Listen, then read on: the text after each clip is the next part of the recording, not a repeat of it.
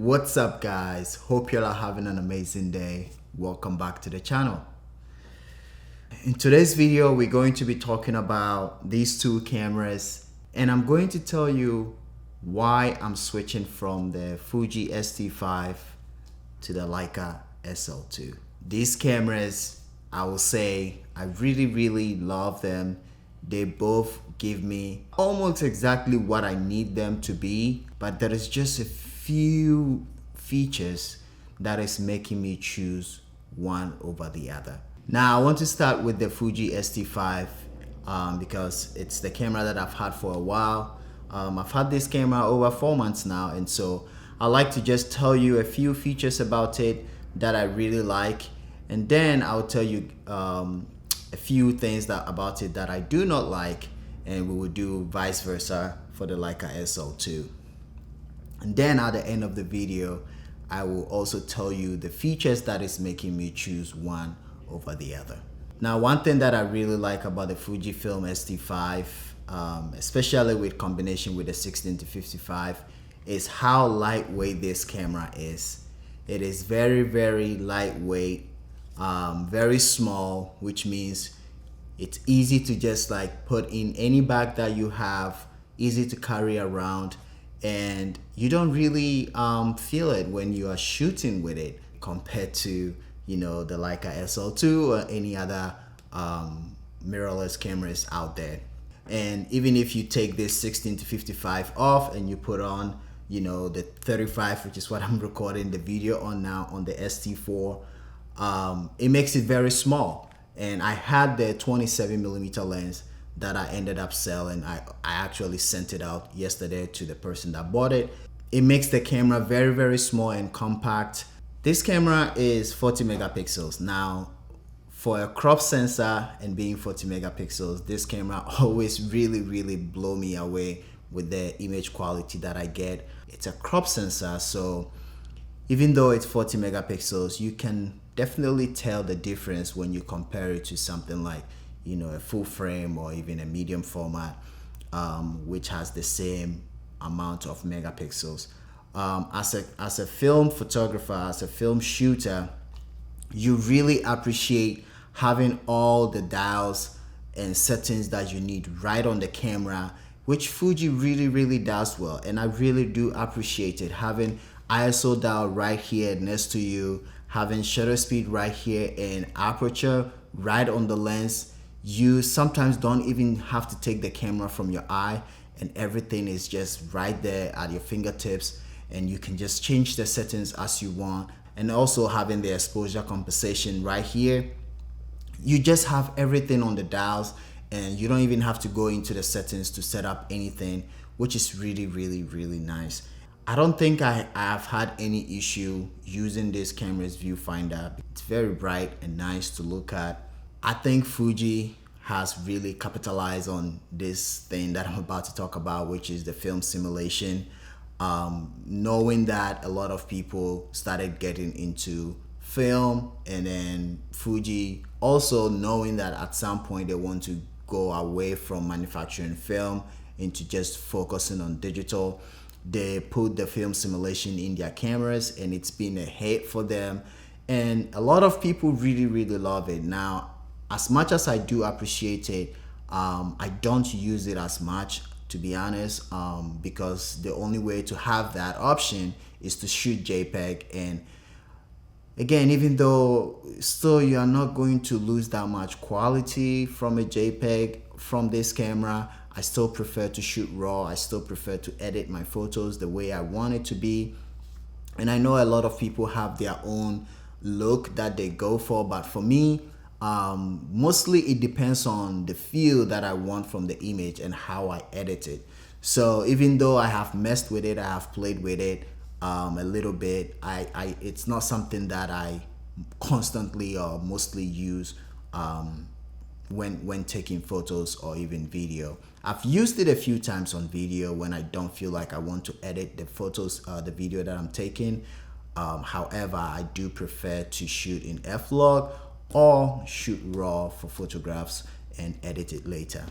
There is something about this camera that makes it very good hybrid camera.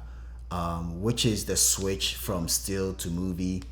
This switch dial here is really nice. You just flip the switch and you are into movie to record your videos, or you just flip it to still and you are taking photos. And one thing that I like about that even more is your settings stays between these two. So whatever settings you have it for movie, when you switch to movie, it stays. And then whatever settings you have it for still, when you switch to still, it stays. It's not one of those cameras where you switch to movies and then you have to go in and adjust everything again. So that was a really smart move from Fuji to make this camera like that, so you don't have to constantly having to go back and changing your settings when you are on the field photographing and doing video at the same time. With how small and tiny it is, it has a lot of really good features. I love that it has both f-log1 and f-log2. I'm not going to go into in depth of that. There's a lot of videos on YouTube if you like to go into it, the differences between f-log1 and f-log2 and why you should choose one or the other.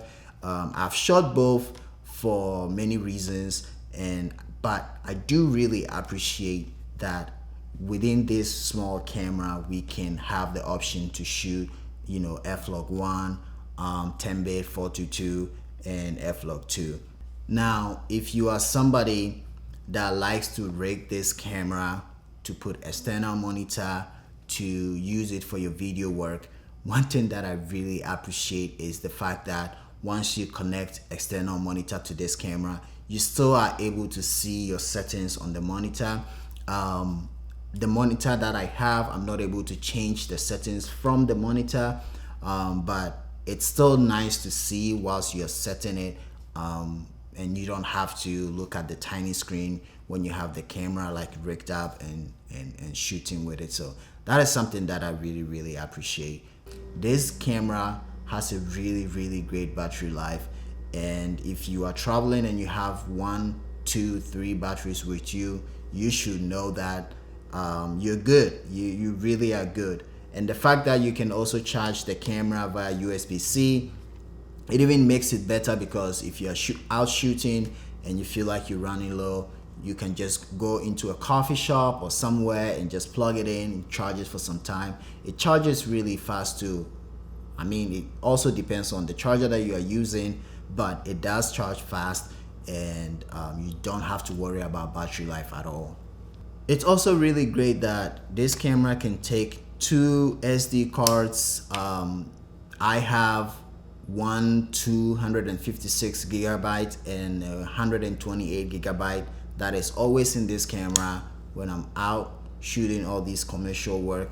And again, I have never run out of space. I don't think I have ever worried about running out of space, even though I'm shooting f-log1. I haven't ever worried about that, and it's a really great feature. And it's one thing that I also love, that you can customize it however you want. For me personally, I just do sequential and overflow, so when one card is full, it automatically start recording onto the next card. I know some people like to do backup, so one is shooting the images and then one is backing up. You can also do RAW and JPEG. You know, you can customize it to whatever you want, which is really great. But for me, I just do the sequential overflow, and once one card is full, it automatically goes to the next one and records as well. So it's a really great feature, and I really wish I think most cameras are doing that now, but if every single camera will give you that option, that would be really great. You do not know how much useful a flip out screen or tilt screen is until you are in the moment where you need it. So I really do appreciate the fact that I have the option for this tilt screen, even though it doesn't flip out, especially when you're using it for videos, and that is why I have an external monitor, so I don't have to worry about that. But it's really come in handy, especially when you're taking photos. Videos, not really much, because again, it doesn't flip out. But for photos, it's really come in handy that you can just flip it out when you're shooting low angle, or if you're shooting high. it's just amazing to have that, and I do appreciate that a lot, that it's there. Now, do I wish it was flip out? Maybe, because sometimes I just like to also close it away and don't have the an actual screen out when I'm shooting sometimes. But it's also really nice to have it like that, because you can, flip it out like this. If you're shooting vertical, you just lift it like that, and then you have it however you want. So that is really, really amazing to have the screen like that. Also, this camera is fully weather sealed. Both the camera and the lens is. Most of the Fuji lenses are weather sealed. So if the newer ones, if you pair it to this camera and you are out shooting and it start drizzling a little bit or start raining, obviously you don't want it to be soaked. You want to protect your gear, but sometimes when you're in a situation where there's a little bit of moist, there's a little bit of water, there's a little bit of dust, you don't have to worry much, because it's weather sealed. This might be really small, but for somebody, and I've talked about it in the previous videos, for somebody who really love horseshoe covers and shutter buttons, pairing them, making the camera look really nice, because a lot of people have Fuji X-T5, but what differentiates it is how you make it look with horseshoe or shutter button. So I really like and appreciate that we have the option to screw in whatever shutter button that we want. Now, I talked about 40 megapixels and how much the image quality is really great. One thing that I really appreciate too is the fact that even though this camera is high megapixel, it still does really well in low light. I went out one time at night and shot some black and white. Really amazing. Like I said, every single time I've shot this camera and push it a little bit or test it out, it surprised me, and it's really nice that it's up there with low light capabilities, and you don't have to worry shooting high ISO and all that, even though it's a 40 megapixel camera. So that is that. That is, I would say, the pros of this camera. All the things that I really like and appreciate about the Fuji X-T5. Now, there is a few things that I wish was different, a few things that I don't like, and which is very, very surprisingly, because when I was writing down my thoughts about this video, I realized how much I like and less that I do not like about the Fuji X-T5. If this camera had a headphone jack, that would have just done it. It feels very plasticky, so that's the build quality is not that great. That's like a really, really downgrade on this camera. But other than that, it's a really nice camera for a hybrid shooter. If you do both photo and video, you can never go wrong. Like I said, once you rig it, you put monitors and handles and all that, the cage and everything around it, it looks really solid video camera. And then once you strip all that away and put a small lens on it, good for street, good for portrait. It's just a really, really great hybrid camera. Now let's talk about this big boy here. I have only been shooting this camera for a few days, and even though it's been just a few times that I've shot this camera, it's definitely really won over my heart. I'll start with the cons. I'll just start with a few things that I do not like about this camera that I wish was different, and then I'll tell you about things that I really like about the Leica Sl2, and then I'll finalize it with features and reasons why I've decided to go with an Sl2 over the Fuji X-T5. It is very heavy. If you compare the body to the X-T5, way heavier, and then if you add on top of that this 24 to 90, it feels really, really heavy in the hands, and you can actually really feel it when you're out there using it, whether you have it on your neck or on your shoulder or around your crossbody. You can really feel it, and that is because it is made all out of metal. So again, it's build quality wise, yeah, but then it's heavy. So if you're somebody who do not have that energy and strength to carry this camera all day, it won't be for you. Another con on this camera, when I was talking about the Fuji, I was talking about how great the battery life is. Well, that is not so for the SL2. Battery life is okay. I haven't been in situation where I had to change battery. Like I said, I've just been shooting it a few days. The few times that I'm out shooting with it, even though the battery has drained to the point where I'm like, okay, if I keep shooting maybe 2 or 3 more hours, it will die on me. I have still just used one battery since I've had it when I'm out shooting. I haven't really shot video like I've done with the X-T5, any commercial shoot or anything like that. So it's always nice to have 2 or more of the batteries if you are shooting heavily, if you know you're going to be out for a long time.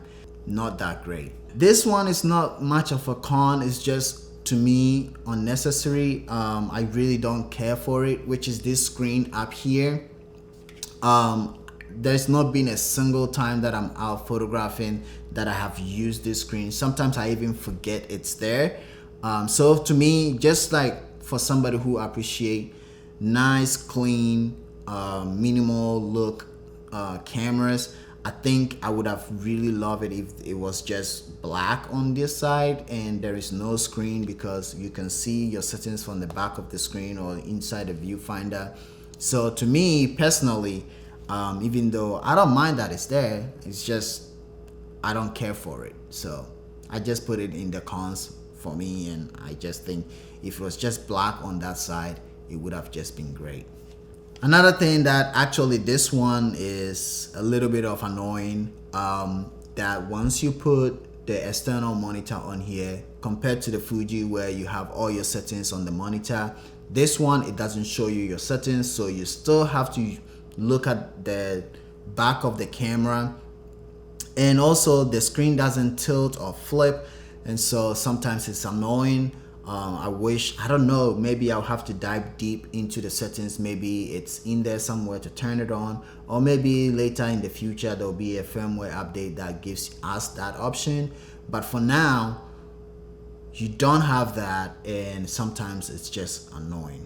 And then also the last thing that I don't really appreciate on this camera is how much the viewfinder sticks out. It just kind of sometimes it's annoying when you're putting it in a bag or something like that, or if you have it around your neck or crossbody. It's just too long that it just makes it look I don't know, makes it look weird. If they could have made it a little shorter, I would have appreciated even more. But other than that, that's it. That's all the things that I wish was different on this camera, or things that I think it's cons. Now let's get to the good stuff. Let's get to why I really like this camera. You can never go wrong with 47 megapixel full frame camera, and that is what this camera has. And that is one thing that I really like about it. I've been talking about the amazing 40 megapixel that we have in the Fuji. Even though it's a crop sensor, it does really great. But if you have a 47 megapixel on a full frame sensor, it's just, you can definitely tell the difference in the image look and image quality. One of my favorite colors from a raw file before I shot this Leica was the Nikon ZF, and comparing the colors and the look to the Fuji, there was a drastic change.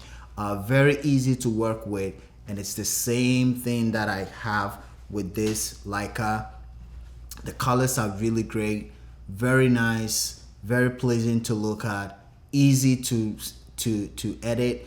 I've made my custom preset just from the raw files from this camera, and I really love it, both color and black and white.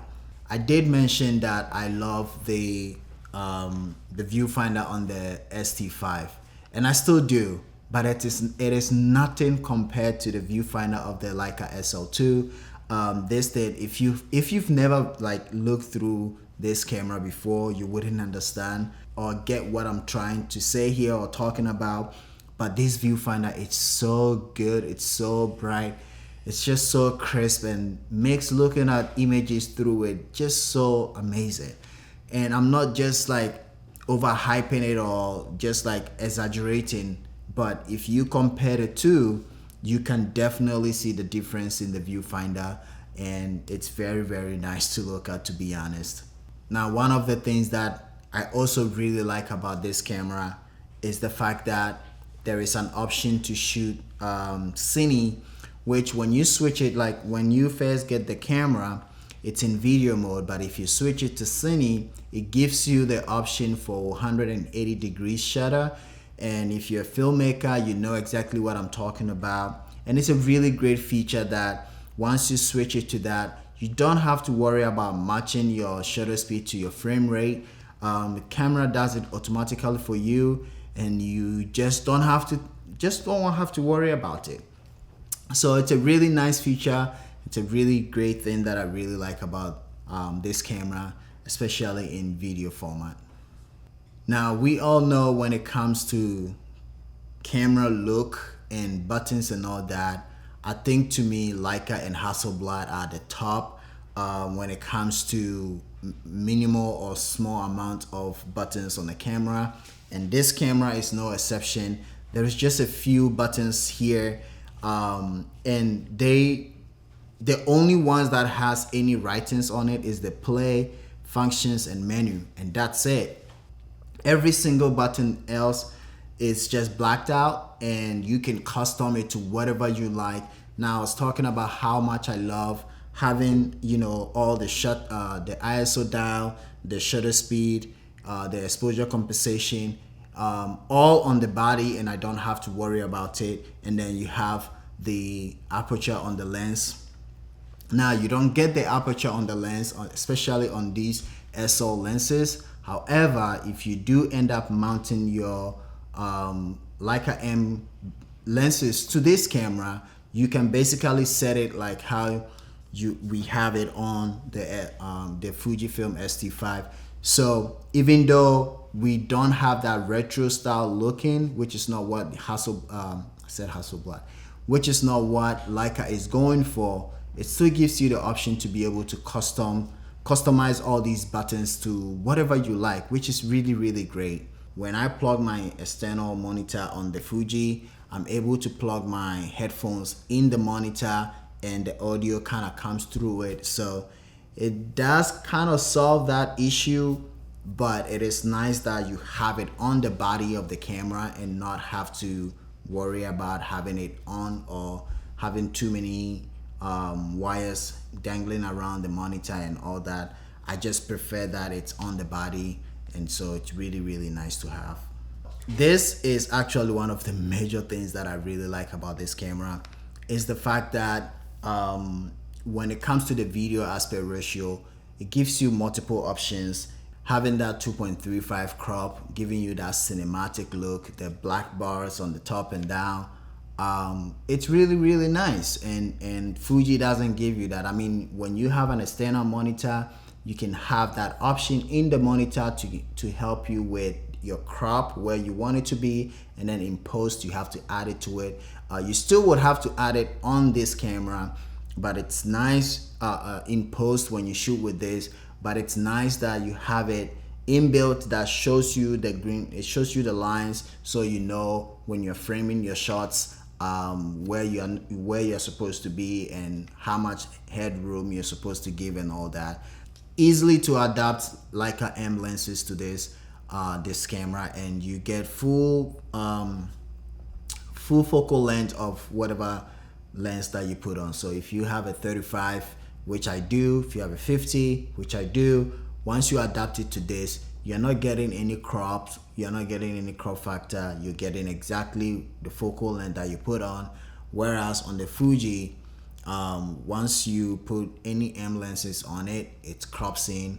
You have like a crop factor. So on the Fuji, it's a 1.5 crop factor. So a 35 is like a 50, and a 27 is like a 40 and all that. So it's really nice that you are able to just adapt the lens to this and still have that focal length that you want to shoot at. So that is that for all, you know, the pros and the cons about these two cameras. You've heard it all. If you are supposed to base your decision on all the things that I've said, let me know in the comments, which one would you pick? Which one would you choose based on your shooting style and what you do? Like I said, I do hybrid. I do both photo and video. The X-T5 is really great for that, but also the Sl2 is also really, really great for that, and even more, gives you even more. So now I'm gonna talk about the decisive features that is making me switch from the Fuji X-T5 to the Leica Sl2. The first one being 47 megapixel full frame camera. That is one of the features and one of the reasons why I'm choosing the Sl2 over the Fuji X-T5. The other thing is the 180-degree shutter. It is just so much needed when you do video, and it's nice to have. I wish the Fuji had it, but it doesn't. So it's a really great feature to have, especially when you're shooting video. Also, the raw files, the colors on the Sl2 is way nicer. If you've shot Leica digitals before, I don't have to speak much for you to know, but the colors on this camera, honestly, is really, really nice and so easy to work with. The color, the image quality, it's just nothing compared to that of the Fuji X-T5. And then also the fact that it has, you know, the headphone jack, like I mentioned, microphone jack as headphone jack on the body is very, very essential for when you're shooting video. With the X-T5, I have to have an external monitor on it, like I do have, to be able to plug in the sound to listen to it and make sure that it's as where I want it to be. Whereas with this one, I don't have to have the monitor on it. I can have both microphone and headphone in here and listening on my audio and make sure everything, you know, is great.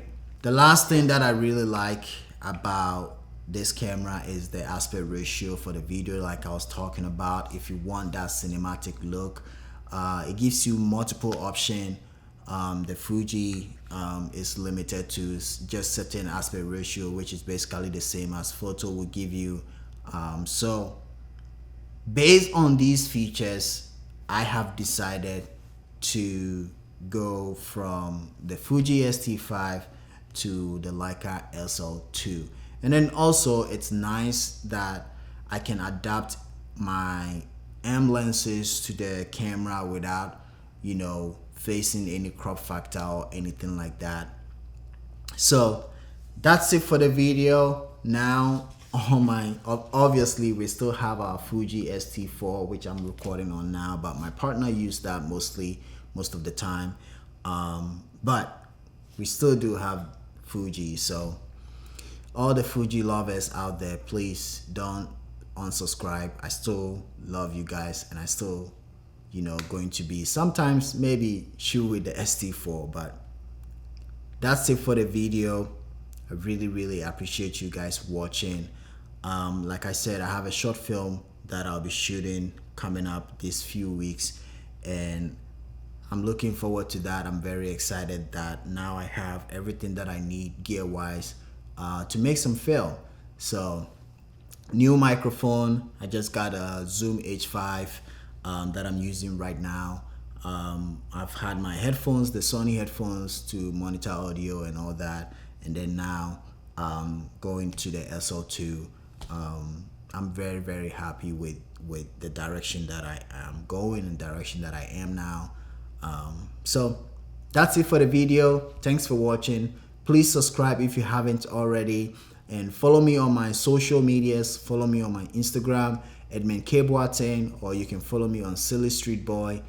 See you guys in the next one, but until then, bye bye.